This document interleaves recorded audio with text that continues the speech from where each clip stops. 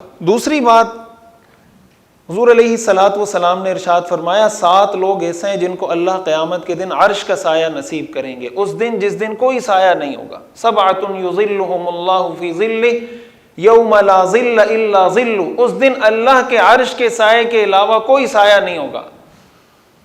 ان میں آپ نے فرمایا شاب نشأ فی طاعت اللہ، وہ نوجوان جس نے اپنی جوانی اللہ کی مرضی کے مطابق گزاری ہو، اس نوجوان کو اللہ قیامت کے دن عرش کا سایہ نصیب کریں گے۔ اور اللہ کی اطاعت کے مطابق زندگی گزارنے کا مطلب یہ نہیں ہوتا کہ انسان کسی گوشے میں بیٹھ جائے، کسی کونے میں بیٹھ جائے، اس کا دنیا سے کوئی تعلق نہ ہو۔ اسلام میں تو رہبانیت حرام ہے، اسلام میں رہبانیت کی گنجائش ہی نہیں ہے۔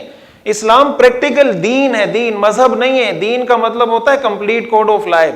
مذہب کا تعلق عبادت اور رسومات کے ساتھ ہوتا ہے، دین کا تعلق زندگی کے ہر شعبے کے ساتھ ہوتا ہے۔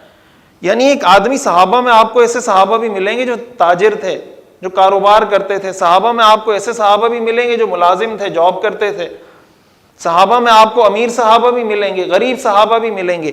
انسان کی زندگی میں، ایک مسلمان کی زندگی میں اگر اس کو یہ پتا ہو نا کہ میری کامیابی کا ٹوٹل دار و مدار اس پر نہیں کہ میرے پاس پیسہ کتنا ہے، پیسہ ہو تب بھی انسان کامیاب ہو سکتا ہے، پیسہ نہ ہو تب بھی کامیاب ہو سکتا ہے۔ اگر امیر ہے تب بھی کامیاب ہو سکتا ہے، غریب ہے تب بھی کامیاب ہو سکتا ہے۔ غریب ہونے کا مطلب یہ نہیں کہ یہ ناکام ہے، اور امیر ہونے کا مطلب یہ نہیں کہ یہ کامیاب ہے۔ کامیابی اور ناکامی کے سٹینڈرڈز اور معیارات شریعت کے الگ ہیں۔ ان معیارات، ان کرائٹیریاز پر اگر کوئی پورا اترتا ہے، پھر چاہے وہ امیر ہے وہ پھر بھی کامیاب ہے، وہ غریب ہے وہ پھر بھی کامیاب ہے۔